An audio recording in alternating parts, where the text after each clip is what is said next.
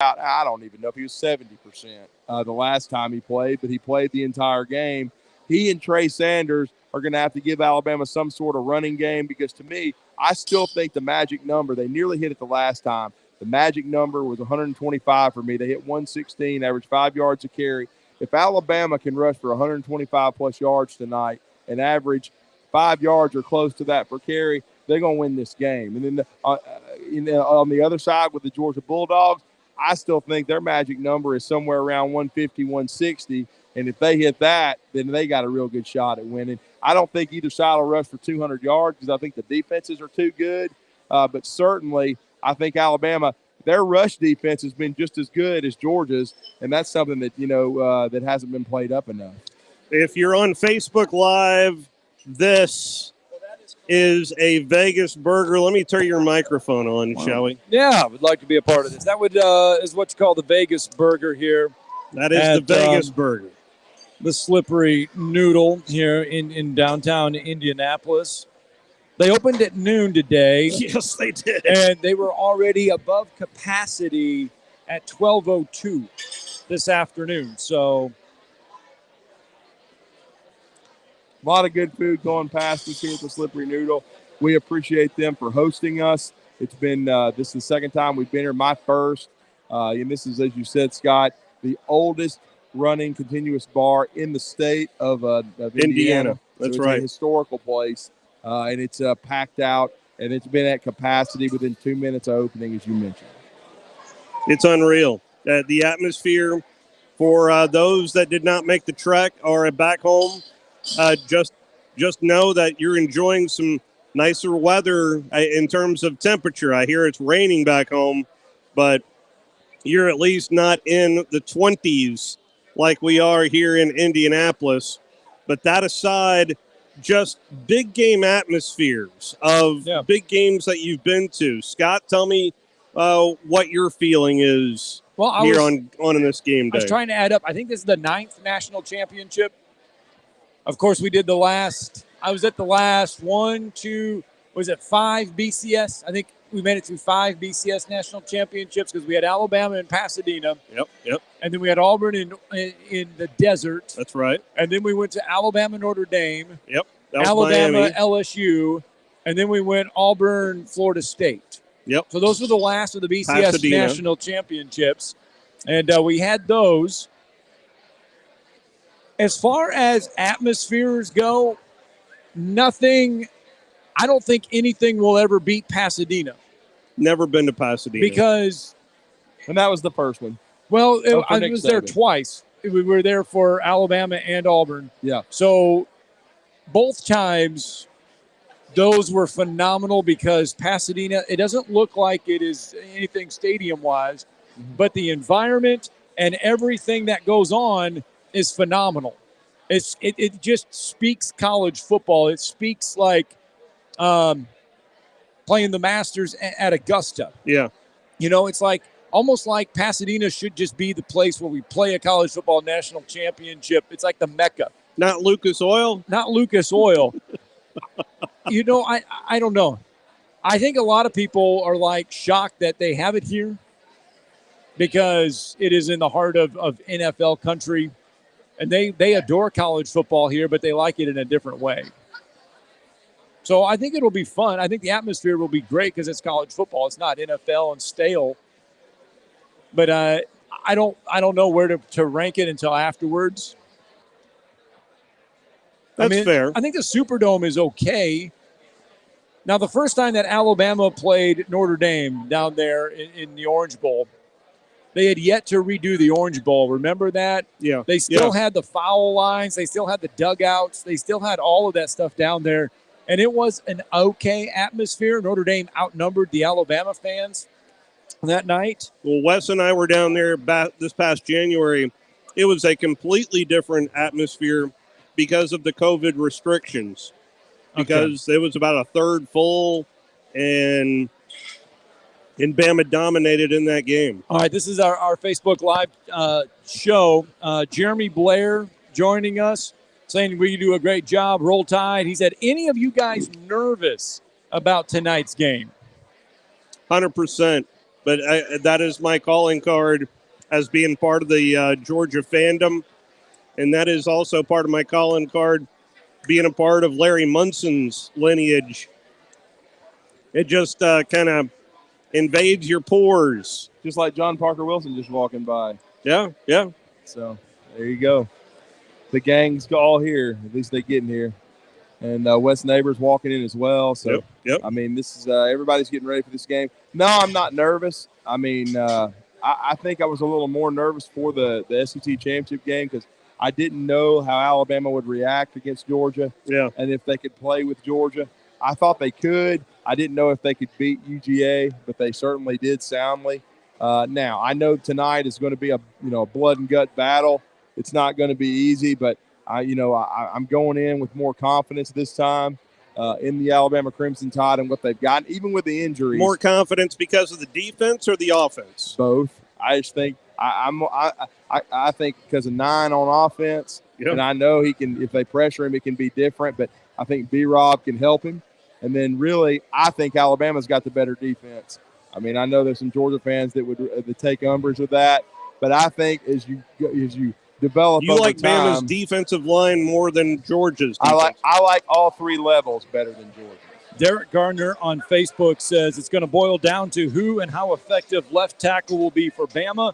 If it ends up being Chris Owen, Young will be in trouble. Weak side protection. Hold on one second. My little thing came up to promote the show, and we don't want that. We're on, brother. Appreciate people watching and participating here on Facebook. Yeah. Well, anyway. He says weak side protection will be critical. It will be. It was critical in the first game. So Alabama's got to protect Bryce Young, give him time to operate. If they do, he can dissect Georgia. Because even with Alabama's injuries at corner, I still like Alabama's secondary better than Georgia's. I like Alabama's linebacker core better because, look, I know how good a year Nakobe Dean's had. I think he won the Butkus Award. But Henry To'oTo'o is playing really good football right now at Mike. And Will Anderson is in a crimson uniform and not in red and black. Because if he was red and black, Alabama wouldn't have won the first game, and they wouldn't be winning tonight. But he is in an Alabama uniform, and so I think Alabama has the 2 best players. I think they have Bryce Young, they have Will Anderson. They need to keep them healthy during this game. But I think if they both play up to their capabilities, Alabama wins. Because I think Alabama's supporting cast is good enough. And if Nick Saban can win this game tonight, I think it's his best coaching job ever because of what he had to replace from last year. And then the injuries they had to navigate, the up and down of the, this team's kind of, it's been a different team because this team has developed over time. I think they've even developed some leadership. They've learned how to play. And I think this team is playing its best football that it's played all year. I think they really came of age and learned something about themselves inside when they came back in Jordan-Hare Stadium against Auburn. And I know they weren't impressive in that game from the standpoint Georgia went into Jordan-Hare and just ransacked Auburn early. But I'm going to bring up this point, and we'll see if it plays out tonight. You know the old adage of peaking too early. Yeah. Did Georgia peak too early, and Alabama is peaking at just the right time? We'll find out tonight. Did Georgia peak in that Michigan game? Did Georgia play their best No, they game? just beat the hell out of a team that they matched up well with. I don't think about them. I think if you want to talk about peaking, Scott, did they peak against Kentucky? Did they peak, against Arkansas early in the year? Because those are 2 pretty good football teams that they just destroyed. I know Georgia matched up well with Michigan, but you still have to go out and execute. Georgia executed in that game at a high level. I'll just say this. Georgia and Michigan could play 10 times, and the outcome would be the same every time. Even if they went to Michigan and played, if they played across the street over here, or if they went to Athens, they would get the hell beat out of them. Because the Big Ten, even though I'm sitting here in the middle of it, stinks. Well, they're I believe what? Ain't a damn Big Ten fan in here. Aren't they the last conference to win the national championship? Who? The Big Ten. Was the Big Ten the last one? No, Clemson, my bad. Clemson's won one since then. Yep. Yeah. I mean, the last time the Big Ten won it, the Suckeyes won it in 2014. Right. The year they beat Alabama to get to the title Herb game. got lucky and won one. Congratulations. Go get some nerve medication. I was watching a replay of that. I totally forgot, though, that Ezekiel Elliott was the running back Oh, he was. for that Ohio He was State unbelievable. team. Yeah. And, Landon Collins got hurt. Reggie Ragland got hurt. I can go down a list. If that happens tonight, Georgia will win. Right. That's what I made a special mention of. Alabama has to stay healthy during the game, too, because they've absorbed a ton of injuries. They need to keep their guys healthy and perform. I mean, even in the last game against Georgia, Josh Jobe played, but he was hurt. But here's the deal. They lost John Mechie for the game and for the season, but they still played well enough in the second half without him. But you're getting down to the nitty-gritty. You can't continue to lose guys.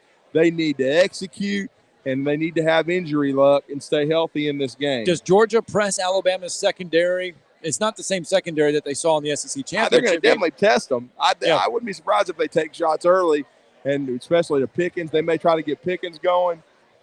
Curious Jackson, but I'll say that, and McConkey, but I'll say this too, as far as with the Alabama and Georgia and all that. What it reminds me of, and what I mean by being healthy, is I'm gonna be honest with you, and the reason Alabama didn't win it all in 2016 was just plainly because of injuries. Because during the season they lost the best safety in the country and the best punt returner in Eddie Jackson. They lost their heart and soul in Sean Deion Hamilton. And then during the game, the MVP got hurt, and that's Bo Scarborough. Yep. He was headed for an MVP. He was headed to be the front runner for the Heisman Trophy. He gets hurt, and Alabama can't run the football. They had Damian Harris and Josh Jacobs, but they could not run the football without Bo Scarborough. So sometimes an injury can play a key part in this game. And I'll say this, Georgia-wise, if Brock Bowers or James Cook goes down for Georgia, that's going to really hurt them. That's a problem. Because I don't or Jordan Davis. Yeah, well, they can replace Davis because they've got 88, 44. Yeah. They can't replace those two offensive guys. And Georgia, I'm just saying, I don't think Georgia's dynamic. You're not a big Zamir White guy? No. I don't. Why not? Because he's had 2 rebuilt knees. Yeah. I think he's solid. I'm not saying he's not a good player, but he's not somebody I'm sitting here looking at. He's had flashes. That I think is going to, have a huge game against Alabama. I think James Cook could because he's versatile as a runner and receiver, even a returner.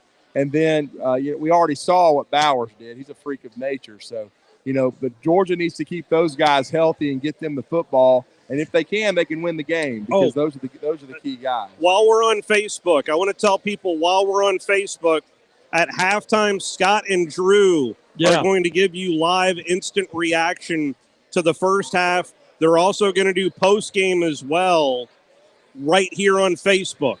So for those of you that are on Facebook that want to get some instant analysis, Scott and Drew will hook you up throughout the evening. We will have a little post-game thing. We want everyone to come in and share your thoughts. Post-game, we'll do that as long as they let us stay in the stadium. And where it's nice and warm. Where it is nice and warm, because we will not be doing that. Should you want to do it outside, we can do it in front of the Peyton Manning statue. I'll pass. Well, Peyton passed too. But anyway, that's his mobility as well. Yeah. Peyton Manning pass. Yeah. Peyton showing his mobility out front of Lucas Oil all day long. He's a statue. Folks continue to pile in here. This is amazing. I mean, Steve, you feel like this is a tad different from Friday, is it not? You wondered when the fans were going to show up because they were not here Friday. There were a few of them here on Saturday. More got here yesterday. But today, downtown Indianapolis here is we crazy. Go. We're getting some Alabama fandom, and something tells me the dogs are probably about to bark as well.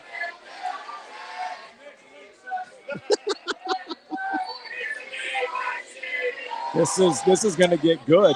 Oh yeah.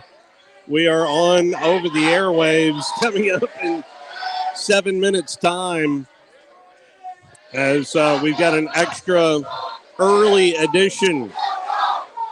Okay, Charles Kramer says.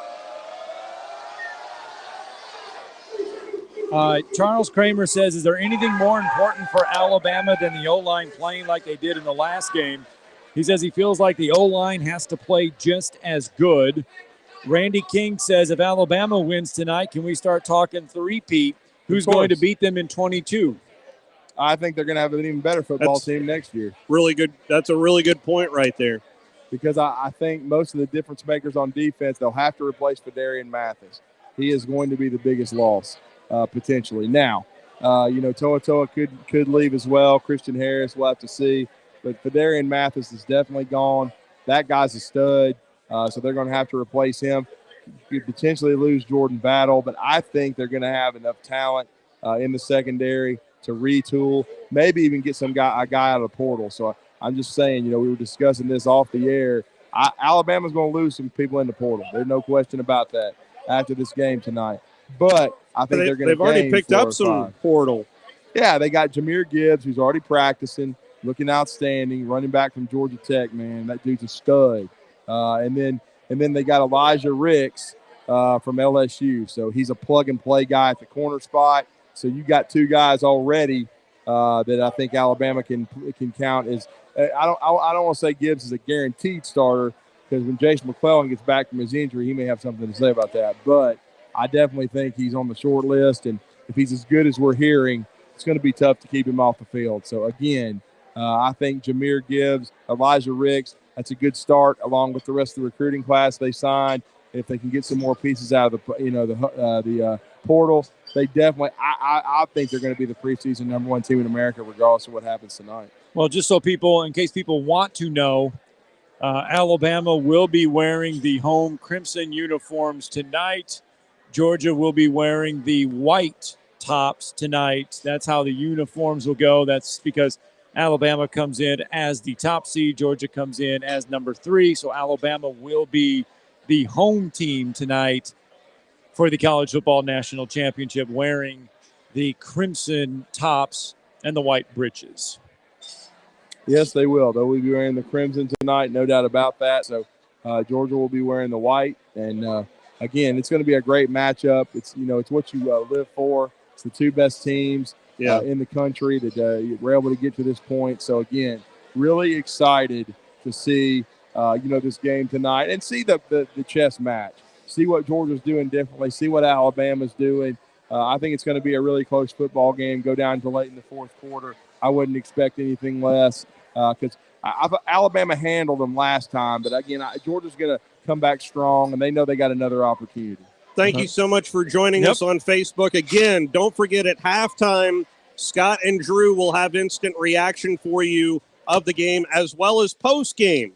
That is on Facebook only here tonight. Appreciate you watching. Point scored. Line